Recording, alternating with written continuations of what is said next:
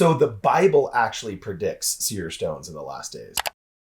What do you expect it to look like? White. I think it's white and oblong. I think it's brown.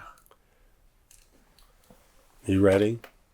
Is it red? No matter what you think of the Book of Mormon, there is no arguing that the process was divine, was more than human, and that seer stones, predominantly the Urim and Thummim and Joseph Smith's seer stones, were a big part of that translation process. And no matter what you feel about seer stones, you can't get too opinionated. Why? Well, because many of those seer stones are still around. And one of the men who has a couple of them is Reid Moon at Reid Moon's Rare Books in Utah. Let's take a look.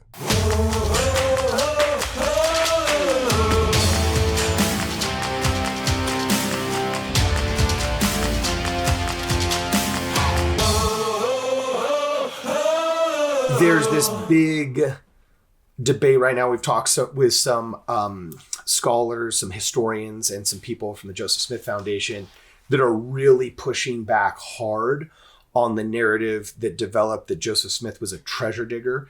And one of the things they're citing is that the 1838 book, Mormonism Unveiled, was basically the birthplace of a lot of these accusations that have seemed to persist in the zeitgeist, especially amongst anti-Mormons that are trying to discredit the prophet.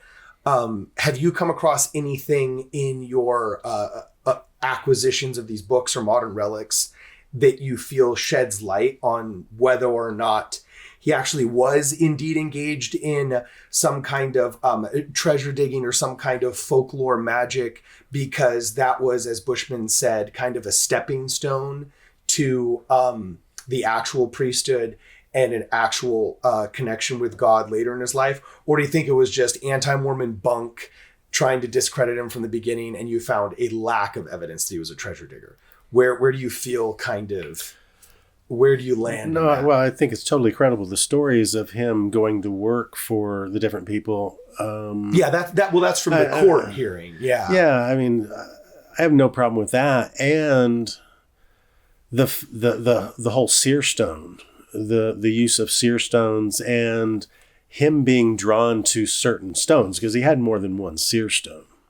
I mean, there's the one that he's using, starts out Urim and Thummim, goes seer stone, and then just himself. Yeah.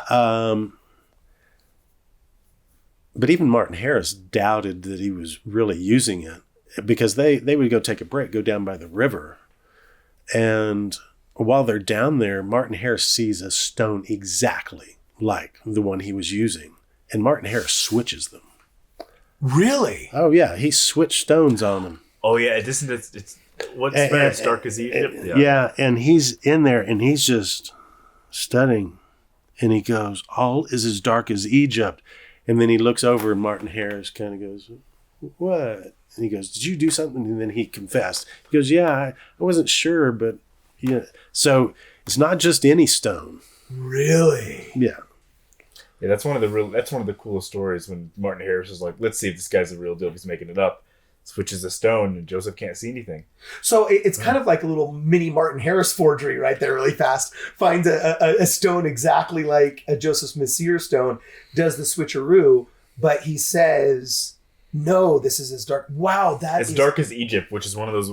No, I don't know what that means. Well, I mean, that's very consistent. No, that's pretty consistent with 1800s literature, because it was called the Dark Continent because it was so unknown. It was mysterious. It was, okay. It was just like, we cannot decipher the origins of this grand and mysterious place. Hence the reason. I thought it was sort of like when Cardi B tweeted that she was going to dog walk her enemies, and everyone's like, "What does that mean?" Yeah, I don't know. What does that mean? Wow, that is intriguing. So who's got that seer stone? Does somebody have the fake seer stone? Or that one, nobody knows the origin of the fake one, because that probably would have just been tossed back into on the riverbed, because there's never been a mention of it after that. Okay. But did you know that Mark Hoffman was involved with possibly a fake seer stone? Really?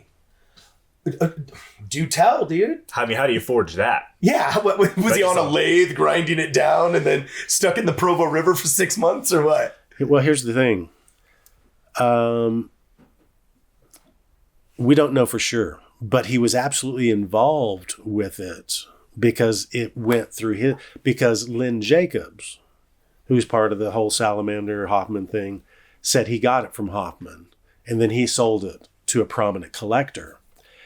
But he was already familiar with the Whitmer seer stones, which are flat versus round, and they have holes drilled in them. Okay. Well, so what were the holes for? To be like on a necklace? Or? Yeah, just like a leather cord, so that you can have it with you. You need to know something, you take it out, ask it, it shows you. Not unlike an iPhone, basically. Okay. Or Magic 8 Ball. I'm elder millennial enough to remember the Magic 8 Balls. You missed out on an entire generation, dude. Yeah. But so anyway, keep going. But there was a seer stone here in Utah, which the man said would tell him the sex of his children before they're born and some other questions, their character and everything. And I actually have that in this vault. Whoa, get out of town, really? Yeah. So would it be fair to call it a forged seer We don't stone, know. There's I don't know that we know. The problem is you assume it's a forgery if Mark Hoffman is dealing in it. But what he would do, he would go trade things, his forgeries for real things, and then he would market the real things. And so he's having good and fakes pass through his hands. So Mark simultaneously. Hoffman, he actually did traffic in real relics enough that you don't feel confident saying that this seer stone is a forgery. There's a possibility the provenance is valid. In fact, okay, man, this is how has the modern relic industry recovered from Mark Hoffman yet? Well, Like, do they feel like, because for example, we know one of the Rembrandts is fake. You know, there's been enough fake Rembrandts that have been authenticated by these so-called, experts that supposedly he said, I painted 13 of this, but there's like 14 of them at auction right now. So you do the math, you know that at least one of the Rembrandts that somebody's paying $30 million for is fake. So it's known as the Cache Valley Seer Stone. Okay. Presented to Lynn Jacobs by Mark Hoffman. Okay. In the fall of 1984, Hoffman claimed to have found it in an antique store just outside of Logan, Utah. Okay. And then there's this note right here that says it was used to determine the gender and complexion of his children before they were born. Wow. And the person listed on here is found in the book, Pioneers and Prominent Men of Utah. I looked at that stone and it does not look like that stone has been worked, but it's really, I could see, you see that stone and you go, ooh, drill a couple holes in this.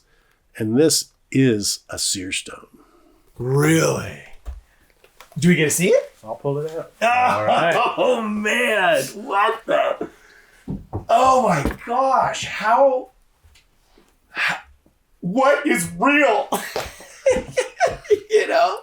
Oh. The thing, though, that I love, actually, I shouldn't say I love, but that I appreciate is like the arrogance of the experts just got utterly destroyed. It's like Donald Trump broke the news. He just broke the news media and they've never recovered. You know what I'm saying? We've got in the nomenclature of America fake news now. And that can be laid at the feet of one man that just broke the legacy media engine, right? Mark Hoffman, true or not true, he just broke the system, showing that it could be fake because he fooled the FBI, right? Yep. They authenticated his stuff. He obviously fooled USCGA, which I've heard of. PCGS. Oh, sorry. What is it again? PCGS. Yeah, PCGS. They've authenticated a bunch of stuff. I see their sticker on all the Sotheby's auctions. Yeah. There's not a person outside of you that I know that's detected successfully a Mark Hoffman forgery. Oh, was this the box? Okay, forget Hoffman. Show me this. What do you expect it to look like? White. I think it's white and oblong. I think it's brown. You ready? Is it red? Is it opal? Oh, It's like a I was kind of right. So we don't know whether or not this is a Hoffman But forgery look. or not. That's not like that's carved. Has it been tested? Do they know what kind of stone it is? Because wasn't the original Seer stone that the church has like some kind of rock that was inside of a dinosaur's gut, petrified or something? Wow. Now, what are these scratches? Was somebody trying to make some kind of... Is it scratches or is it cracking? That's a good question. I don't know. So there was a guy who... How do we know the man who actually claimed he was able to tell the character and gender of his children with this rock? How do we know, for example, that he actually was able to do that and wasn't telling stories? Because like you told the story of Joseph Smith having Martin Harris switch out the rock. He puts, he says, oh, it's dark as Egypt. And that kind of proves that Joseph Smith actually was having some kind of divine process with his seer stone. Was there any kind of similar proof of a divine process happening with that seer stone? This is the only seer stone that even has any paperwork with it. Okay. Fair. Okay, fair. And what year is that? 1860? Yeah. Although there's 2 days, 1852, 1860. Isn't there some prophecy that has to do with like in the last days everybody will have their own seer stone or something like that? I've heard. So the book of Revelation will be given a white stone with a new name written on it. Really? Yeah. Get out of town. Yeah, so that's biblical right there. So the Bible actually predicts seer stones in the last days. Well, a white stone.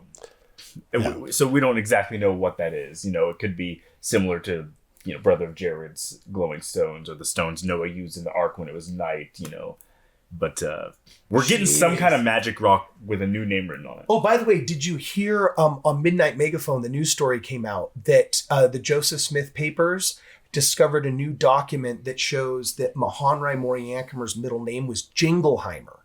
Look at it. He's just like deadpan.